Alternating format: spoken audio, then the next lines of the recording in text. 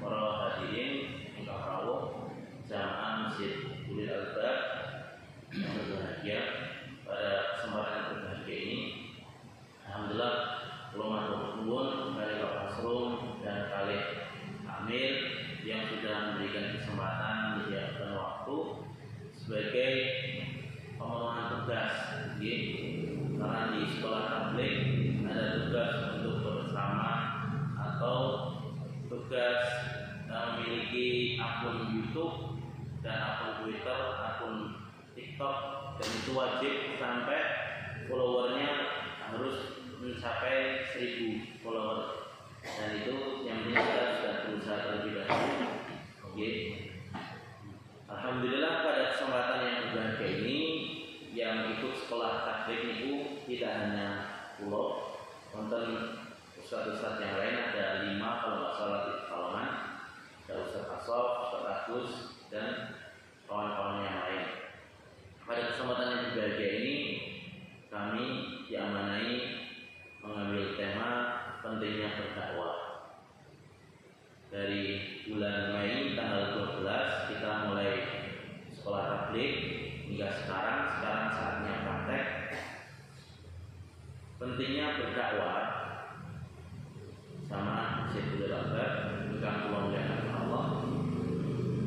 Motivasi kita untuk berdakwah apa kira-kira panjenengan motivasinya untuk berdakwah, untuk memakmurkan atau memiliki sumbangsih kepada Islam? Motivasinya Pak Nurdin, kenapa Pak Nurdin? Motivasi panjenengan kan seorang takmir juga sekaligus pengurus masjid, itu harus wonten motivasi. Dari motivasi itulah kita nanti akan bangkit. Harus adanya tantangan sama. Kalau nggak ada tantangan, hidup di dunia ini terasa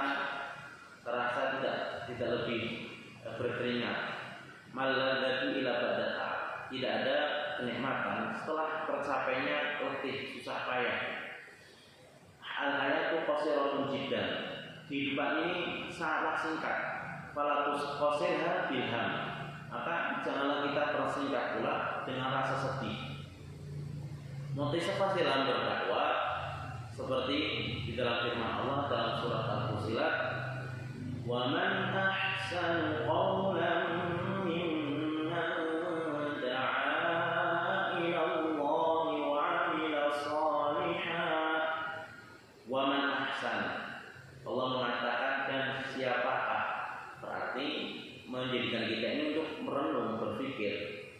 Sama ibu, bapak-bapak yang hadir di sini, waman ahsan, siapakah yang lebih baik, yang lebih bagus kaulan perkataannya, miman daripada orang yang berdakwah, miman da'a ilallah daripada orang yang menyeru, mengajak di jalan Allah, dan wa'amilan sholihan. Tidak hanya dia pintar, pandai retorika dan berbicara, akan tetapi diharuskan dia pula beramal soleh. Juga dalam surat At-Tahrim, wahai orang-orang yang beriman, jagalah dirimu dan keluargamu dari api neraka, yang bahan bakarnya api neraka itu waquduhan nasu wal hijarah, manusia dan batu. Dan ayat ini ketika dibacakan di hadapan para sahabat, ada di antara mereka yang pingsan dan bertanya, "Ya Rasulullah, batu yang ada di neraka jahanam besarnya seperti apa?" Kata Rasulullah, batu yang ada di neraka jahanam itu besarnya seperti gunung-gunung yang ada di dunia. Dari situlah dia merenung, hasil tadabbur itulah yang menjadikan kita ini meneteskan air mata. Jamaah yang belum melihat Allah SWT, buah atau hasil dari kita berdakwah adalah kita akan memperoleh sholawat saking malaikat, sholawat dari penduduk langit dan bumi. Karena apa? Karena kita menyuruh kepada kebaikan. Dakwah itu kan tidak diharuskan, tidak dikhususkan hanya untuk orang-orang yang paham bahasa Arab saja. Dakwah itu cakupannya luas. Di sini ada hadisnya, innallaha wa malaikatahu wa ahla samawati wal ardi hatta namlata fi juhriha wa hatta al-uta la yusalluna ala ma'alimin nasa al-khaira. Sesungguhnya Allah dan para malaikatnya beserta penduduk langit dan penduduk bumi, jumlahnya berapa sama? Nggak bisa kita hitung. Mereka bersolawat, artinya memintakan ampun, memohonkan ampun, hatta namlata, sampai semut yang ada di dalam lubang memohon ampun, hatta namlata fi juhriha, memohonkan ampun kepada orang-orang yang mengajarkan kebaikan, hatta lautan, sampai ikan hiu yang ada di dalam lautan, mereka memintakan ampun kepada orang yang mengajarkan kebaikan. Juga yang menjadikan motivasi kita berdakwah adalah buah hasil dari dakwah itu kita akan dicintai, disenangi, dan akan mendapatkan kehidupan yang tenang dari Allah Subhanahu wa taala. Nabarallahu ra'an sami'a maqalati. Sesungguhnya Allah akan memberikan cahaya kepada siapa? Kepada orang yang mendengar atau kepada orang yang dia menyimak sabda-sabdaku. Maka berbahagialah bagi orang yang mendapatkan doa ini, di samping dia mendapatkan maghfirah, rahmat, kemudian dia diberikan kelapangan hati. Kemudian selanjutnya doa Nabi Muhammad SAW, doa Nabi SAW agar mendapatkan rahmat bagi siapa yang menyampaikan sabda beliau. Di sini alhamdulillah meskipun ada halangan air yang menghadang, tapi tetap istiqomah. Jumatan wonten tak lagi. Kula wonten permintaan khotbah di Masjid Harmonis, belakang Rumah Sakit Platon. Niku sudah ada jadwalnya pagi di cancel karena airnya belum surut. Alhamdulillah. Dan tanggal merah juga jumatannya libur.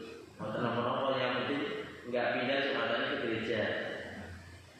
Nah ini patut disyukuri panjenengan wonten kegiatan kebaikan lagi. Kebaikan dulu di sini dalam rangka rahimallahu mur'an sami'an minni haditsan fa hafizahu hatta yuballigha ghairahu. Allah merahmati, Allah menyayangi seseorang yang mendengar dariku sebuah hadis, fahafidahu, dan dia menghafalkannya, hatta yuballighahu ghairahu, sampai dia menyampaikan kepada yang lainnya. Jamaah ingkang kula muliakan Allah, kula panjenengan niku masuk surga bukan lantaran amal, lantaran rahmat. Dan di antara cara agar kita mendapatkan rahmat ini, rahimahullahu mura'an, kita duduk di pengajian ini, kemudian berdakwah kepada agama Allah adalah bagian dari sedekah yang paling utama. Di sini Allah Subhanahu wa taala berfirman di dalam surat Al-Baqarah ayat ke-3, alladzina yu'minuna bil ghaibi wa yuqimuna as-shalah wa mimma razaqnahum yunfiqun.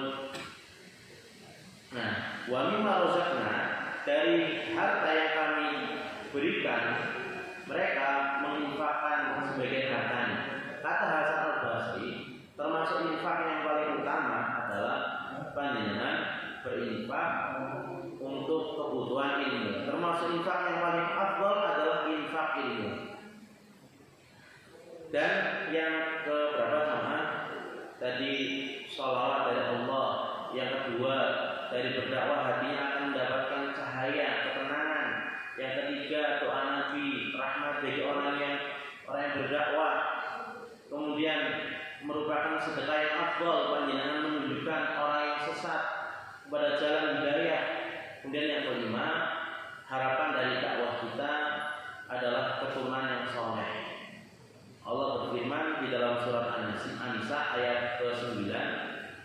Wal yakhshal ladzina law taraku min khalfihim dzurriyyatan dhi'afan khafu 'alaihim falyattaqullaha wal yaqulu qawlan sadida.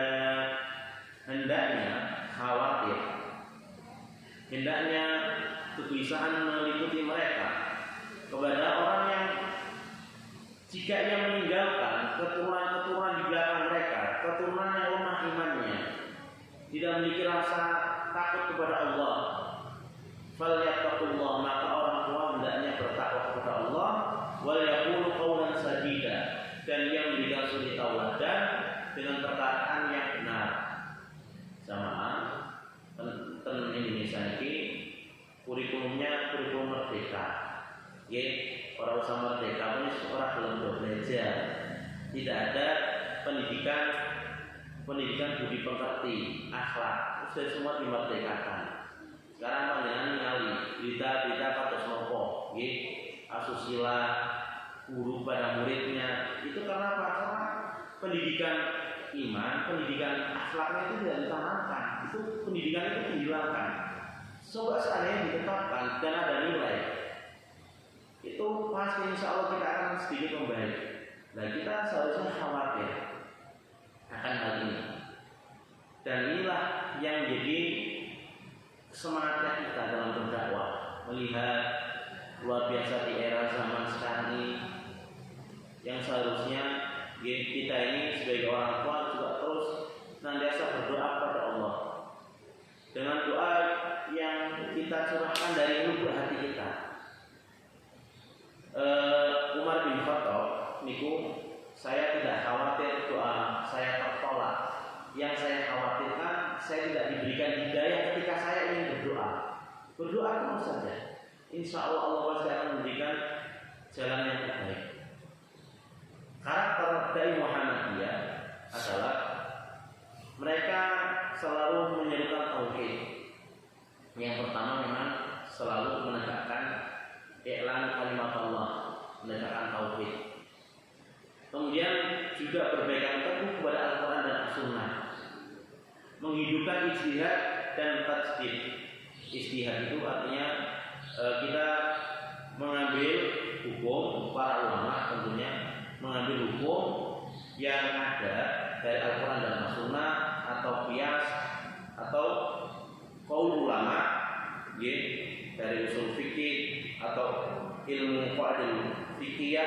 Kemudian mereka beristihad menetapkan suatu hukum dan tajdid, adanya pembaruan, karena mungkin dari zaman ke zaman, yang tadinya kita 2015 motor-motor Gopay, Gojek, dan dari situ nanti dibahas hukumnya, hukum nikah lewat video call, sah apa enggak.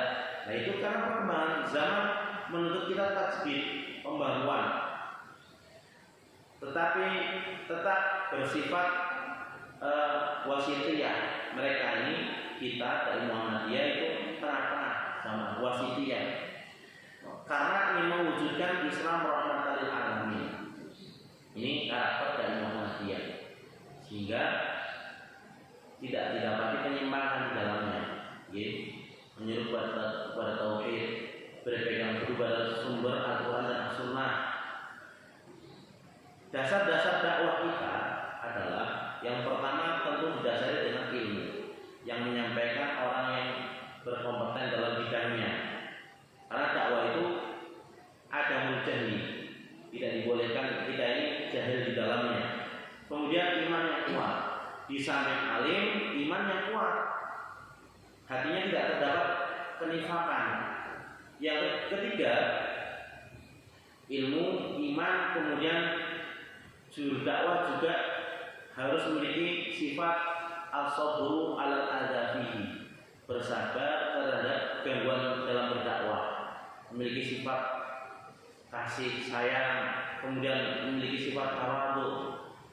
Karena Nabi SAW yang sering dibacakan berjanji itu, Nabi SAW karena syadid beliau ini sangat malu. Ini termasuk bagian dari tawadhu.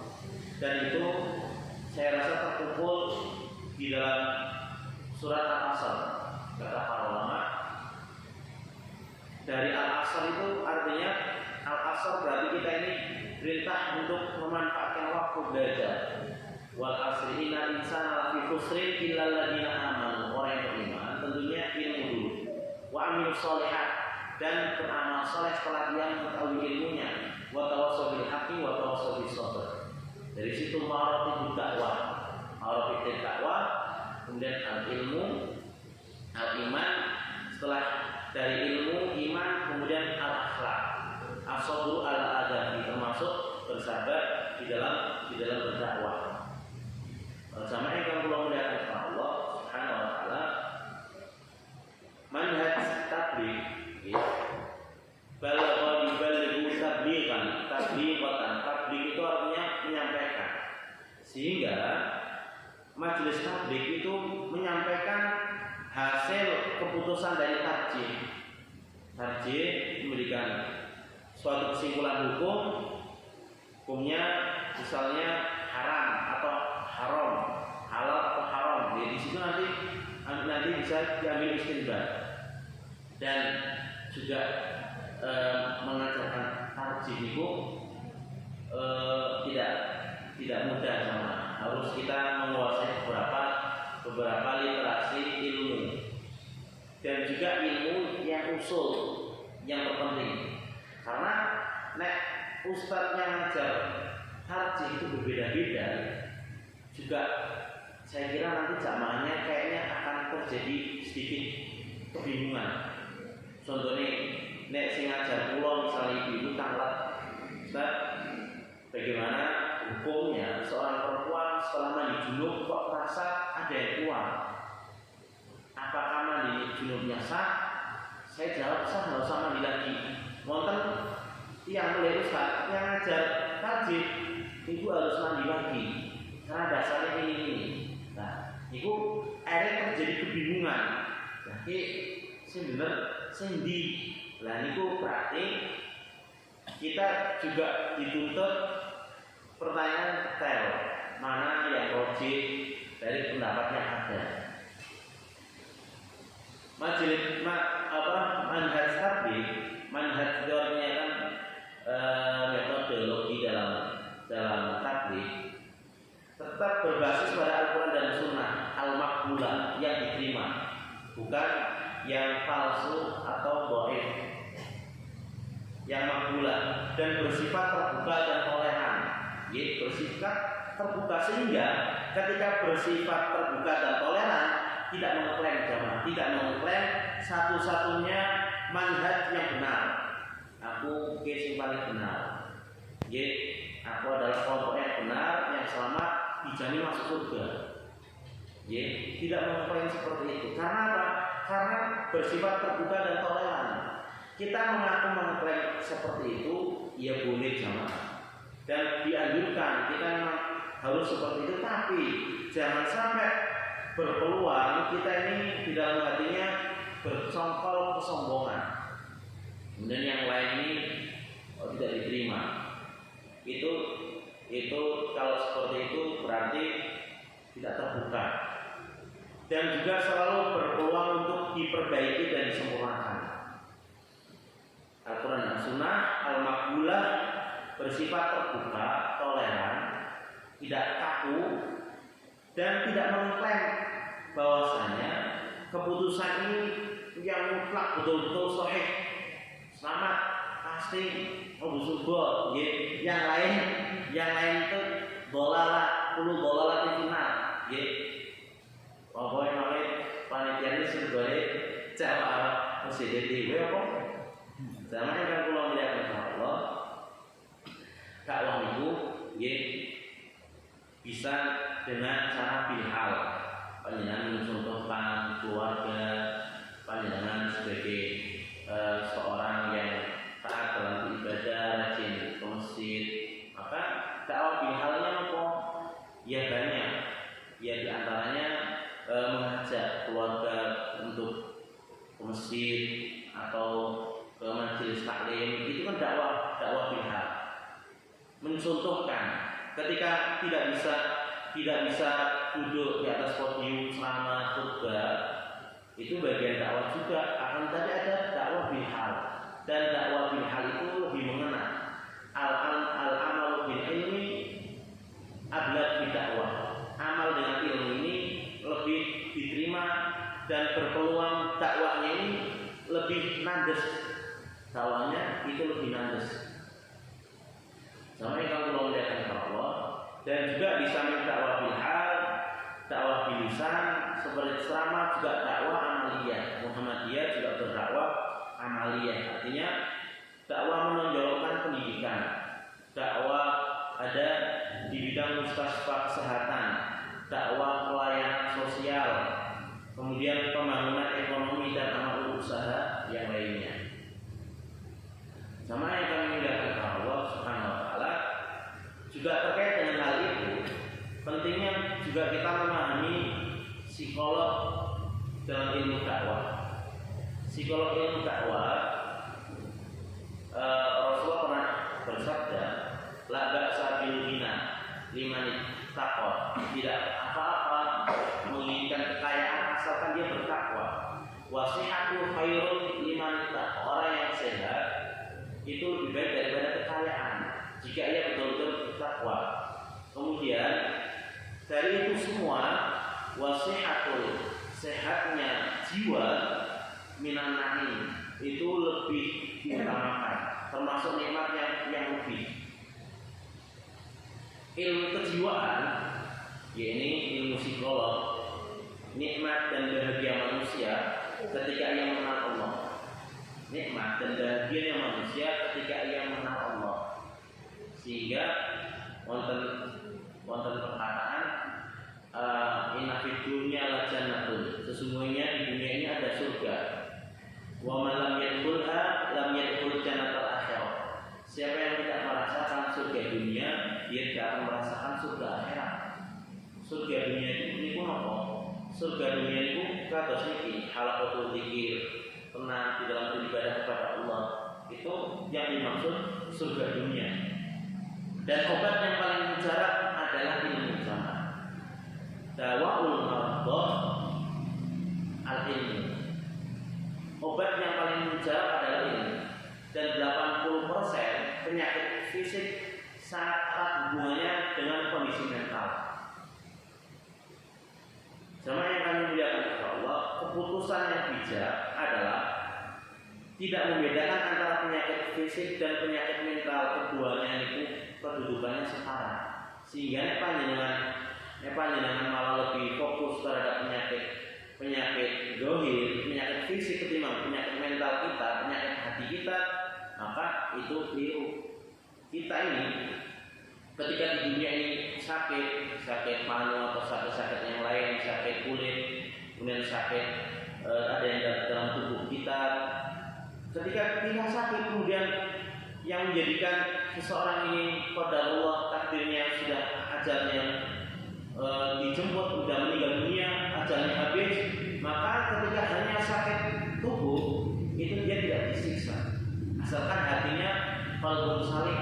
Akan tetapi ketika hatinya bermasalah, mentalnya bermasalah, meskipun dia orang yang sehat juga, dan belum tentu mendapatkan jaminan ketika mengalami pertanyaan atau di alam barzakh ditanya munkar nakir, dia selamat. Sama yang kami muliakan Allah Subhanahu wa taala, berarti dakwah itu butuh yang namanya ilmu. Juga ketika kita ingin menasihati seseorang, itu juga bagian psikolog dakwah. Jangan menasihati seseorang, misalnya istri menasihati suaminya ketika suaminya habis pulang kerja atau pulang dari luar, samping di luar banyak setan, juga di luar terkadang ada beberapa masalah, langsung dijegokke, dinasihati, itu kurang tepat. Itu bagian psikolog dakwah. Bagian psikolog dakwah. Makanya ketika menasihati itu ada caranya, ada ilmunya, dan tidak boleh menegur, menasihati di depan umum. Itu bukan nasihat, itu namanya menjatuhkan. Apalagi membawa-bawa membawa harga dirinya.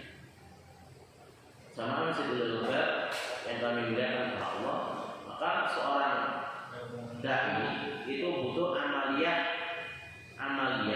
penyubur dirinya, amaliyah ruhiyah dari Muhammadiyah. Di antara amal ruhiyah yang akan menguatkan, yang akan menjadikan kita ini kuat dalam berdakwah adalah kita meningkatkan kualitas dan kuantitas sholat kita. Sama yang kami muliakan kepada Allah, majmu'ah as-sholawat, kumpulan sholawat yang tidak pernah ditinggalkan Nabi adalah beliau 40 rakaat selalu beliau jaga. Hafidh alaihinna, beliau jaga 40 rakaat itu sholatul lail atau sholat witir 11 rakaat. 11 rakaat ditambah 12 rakaat sunan rawatib. Berarti sudah 23 ditambah sholat wajibnya 17 rakaat, sehingga berapa? Cuma 40. Majmu'ati sholawat yang selalu Nabi jaga itu sholawatnya itu. Dan disebutkan yang bagi muslim sepantasnya bagi seorang muslim untuk dia menjaga sholat-sholatnya. Barang siapa yang menjaga hukum-hukum ketakwaan dia kepada Allah, Allah pasti akan menjaga kita, juga akan menjaga keluarga kita. Kemudian setelah sholat dan sholat itu juga perlu kita perhatikan dari wudunya juga kita harus perhatikan. Wudunya kita sudah sesuai belum, sesuai sunnah belum. Kemudian di sana kan ada batas-batasan kita dalam berwudu yang ibu-ibu, karena ketika yang laki-laki kan di membasuh kepala, cukup dibasuh seperti ini laki-laki, kemudian telinga.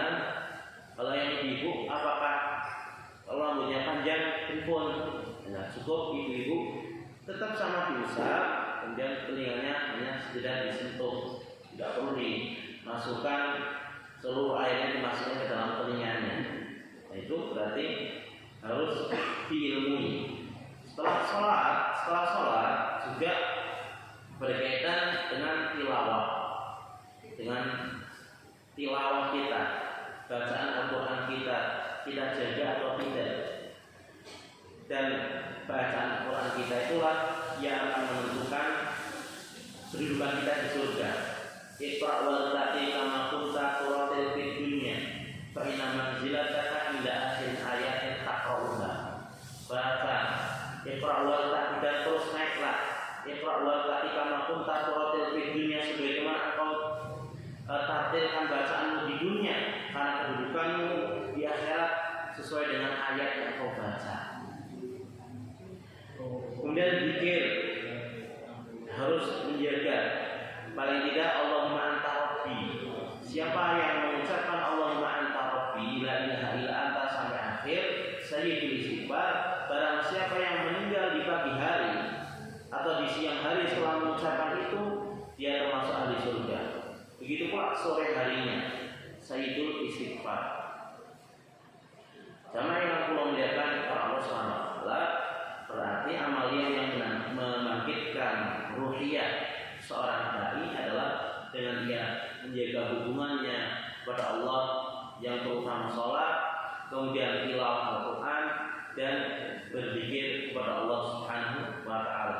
Karena Nabi Sallallahu Alaihi Wasallam yadhkurullah fi kulli ahwal. Nabi Sallallahu Alaihi Wasallam beliau selalu berzikir kepada Allah pada setiap keadaannya. Kemudian, yang selanjutnya saya sebelum membacakan hadis atau ayat-ayat terkait dakwah, di sini ada sebuah hadis sama ayyuma muslimin syahida lahu arba'atun bi khairin adkhalahu Allahu al-jannah.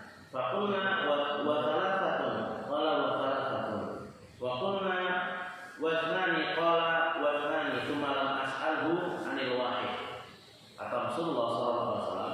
tiap muslim yang diakui kebaikannya oleh 4 orang, pasti Allah akan memasukkannya ke dalam surga.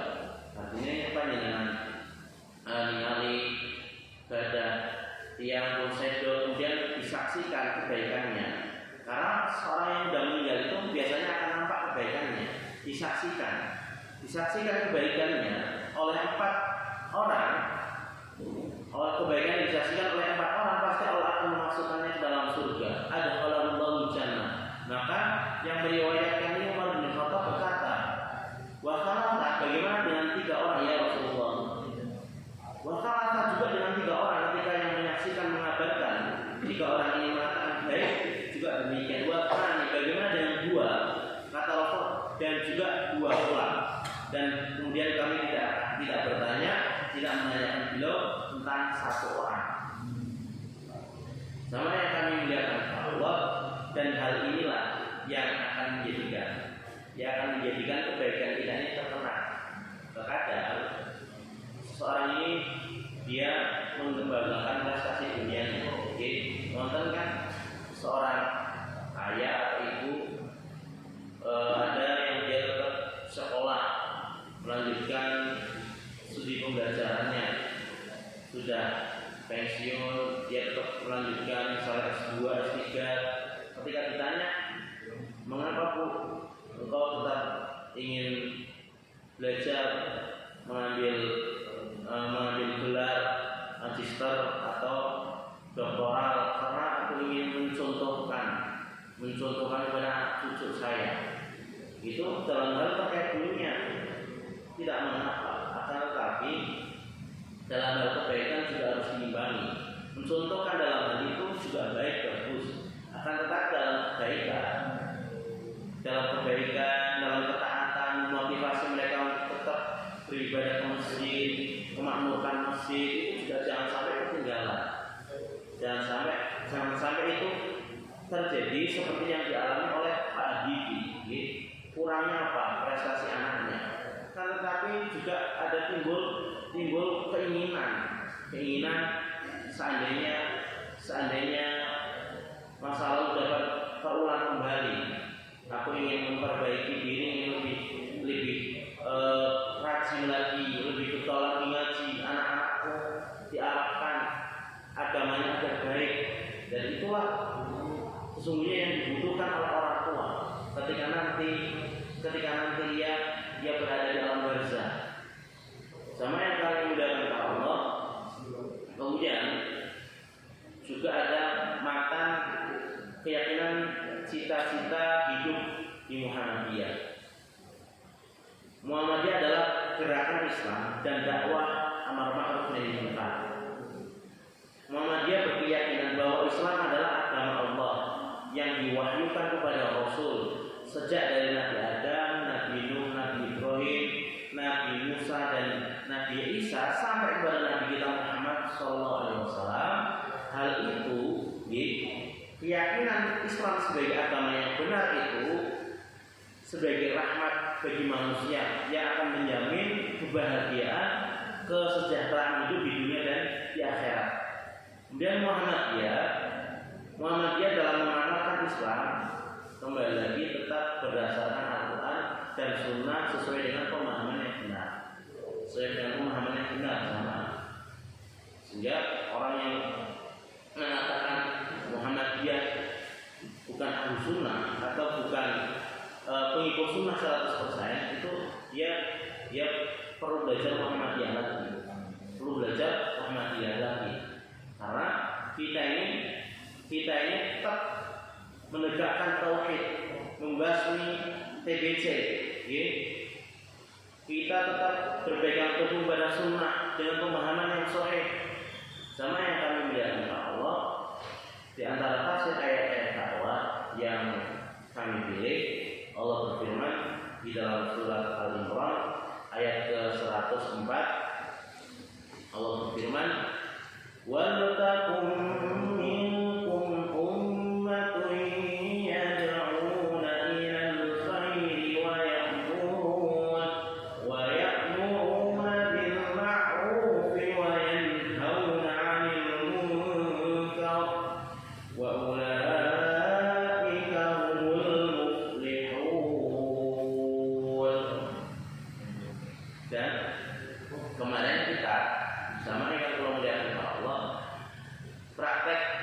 fikih jenazah dan praktek memandikan jenazah. Itu yang mengajar dari Bapak Ustadz Ali Baidowi. Itu plus jamaah. Tetapi ketika dia membaca tafsir Jalalain, kemudian dia membaca literasi Islam, rupanya tahlilan itu hukumnya ngoten. Kiai wali songo itu sebetulnya mereka juga tidak menganjurkannya. Kemudian Ustadz Ali Baidowi ini dia memberanikan diri dan rupanya nggak ada risiko sama menerangkan bahwasanya sekarang ini saya ini boten saged diundang ditelemi atau niku, tapi tetap karena namanya masyarakat muda lagi beliau diundang cuma diserahkan kepada yang lain. Masyarakat kabur itu biasa, tidak ada pro kontra, tidak berontak. Ya sudah, karena keyakinannya demikian, yang penting tetap muslim. Sama yang kami muliakan Allah, itulah ketika amar ma'ruf nahi munkar, ketika kita tahu ilmunya, sama yang kami muliakan Allah. Bagaimana kok aku ngerti ilmunya, kok bisa menentang dari kesalahan yang selama ini masyarakat lakukan. Dia menjadi percontohan karena wa ulaika humul muflihun. Orang yang demikian itu orang yang muflih. La ta'muruna bil ma'ruf wa la tanhauna 'anil munkar aw la yusifanna Allahu bainakum iqaban tsumma tad'unahu fala yustajabu lahu. Engkau benar-benar tidak memerintahkan kepada yang ma'ruf dan tidak mencegah kepada keburukan, dikhawatirkan engkau akan ditimpakan azab dari Allah. Engkau berdoa, doanya tidak dikabulkan. Dan juga saya kemarin ketika rapat RT juga mengusulkan sama kemarin Agustusan ada orkesan, kita usul dan ada yang usul pula beberapa masyarakat rupanya hal itu lebih baiknya ditiadakan mengingat anak cucu kita, dan memang terjadi demikian banyak kerusuhan. Dan itulah ketika kita menegakkan amar ma'ruf nahi munkar, insyaallah faulaika humul muflihun. Kemudian ayat dakwah yang selanjutnya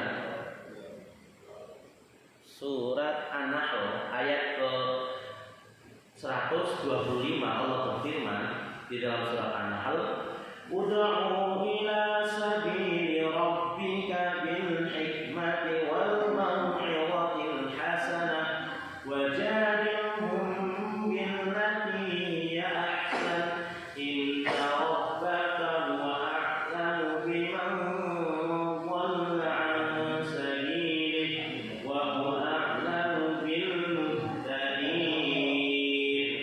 Ud'u artinya dulanas wa arsyadahum, tunjukkanlah, bimbinglah manusia, sabili rabbik, kepada jalan, kepada tuntunan Tuhanmu, wa huwa tariqul wal manhaj, jalan dan manhaj, metodologi dalam beragama, wal hikmah. Hikmah itu artinya ketika serulah, ajaklah. Dakwah itu mengajak, bukan memukul. Dakwah itu merangkul, bukan malah kita menendang. Kemudian dengan hikmah jamaah meletakkan sesuatu pada tempatnya yang cocok, yang munasib. Walakin dimana? Kenapa dakwah itu dibutuhkan? Dakwah kepada Allah dibutuhkan hikmah karena dakwah ini berat jamaah. Dakwah ini berat. Wa qaulu subhanahu wa jadilhum, karena di sana ada orang yang pasti tidak cocok. Oleh karena itu ketika terjadi pro kontra wajadilhum billati hiya ahsan, maka berdebatlah dengan mereka billati hiya ahsan, dengan cara yang terbaik. Munaqashah wal hujjah fi qadiyati min al-qadayat, dengan dalil argumentasi yang pas. Wa ala kulli min al-tarfaini a'yu hujjatahu billati hiya ahsan, memaparkan dari kedua belah pihak hujah yang baik. Fi rifqin walakin, dalam keadaan lemah lembut, dalam keadaan hikmah, guna tasanutin wa ghassatin, tanpa dia ini mengeklaim, mengharuskan kamu ini harus mengikuti pendapatku, tidak seperti itu. Au ghassatin, dan dia tidak keras kepala, dan dia tidak sombong mengharuskan ini loh pendapatku yang benar, pendapatku ini salah. Tidak seperti itu. Itu yang dikatakan hikmah dan debat dengan cara yang hasan. Sama yang kami muliakan kepada Allah, syarah hadis dakwah saya ambilkan singkat-singkat, artinya dipilih hadis-hadis yang betul-betul mudah dihafal, yang panjenengan mungkin sebagian kita ini sudah pernah mendengarnya. Rasulullah SAW pernah bersabda, la ayah dia bika rajulun wahidun khairul laka min umurin na'am. Demi Allah, jika engkau memberikan petunjuk kepada seseorang, engkau menuntun seseorang ini yang tadinya dia jahil, dituntun kepada jalan kebaikan, ditunjukkan kepada jalan kebenaran, itu lebih baik daripada unta merah. Dikatakan unta merah itu harta semahal-mahal, semulia-mulia di zamannya Rasulullah SAW. Zamannya kami muliakan kepada Allah. Ini langsung ditutup Pak Kolak atau agak ngeri? Langsung tutup mawon. Nggih, langsung tutup mawon. Sama yang kami muliakan kepada Allah. Insyaallah mudah-mudahan apa yang kita sampaikan ini bermanfaat. Ada beberapa hadis lagi, ada sekitar 15 hadis lagi. Akan tetapi pada intinya dakwah kita ini menghindari hadis-hadis lemah dan palsu di dalam berdakwah. Karena sama yang kami muliakan kepada Allah, man kadzaba alayya muta'ammidan falyatabawa maq'adahu minan nar. Siapa orang yang berdusta atas namaku, Rasulullah bersabda, tuntutlah ilmu ke negeri Cina. Dia secara sengaja, maka bersiap-siaplah tempat duduknya di neraka. Tempat duduknya di neraka. Artinya apalagi orang ini juga menyandarkan kepada Nabi, mengaku betul-betul hadis ini sahih harus diamalkan. Itu kita khawatir semua. Orang yang namimah, orang yang sombong, itu aja kayak dihulul jannah, tidak akan masuk surga. Karena apa? Karena ditambah lagi dia menghalalkan perbuatannya, tidak menganggap perbuatan ini salah. Sudah jelas pasti dikhawatirkan. Kalau kita bawa bersiap-siaplah, akan disiapkan tempatnya nanti di neraka waliyadzubillah. Sama yang kami muliakan kepada Allah Subhanahu wa taala, itu yang dapat kami sampaikan. Mudah-mudahan yang sedikit ini bermanfaat bagi kita semua, dapat mendatangkan rahmat dari Allah Subhanahu wa taala. Kita akhiri wa sallallahu alaihi wa sallam.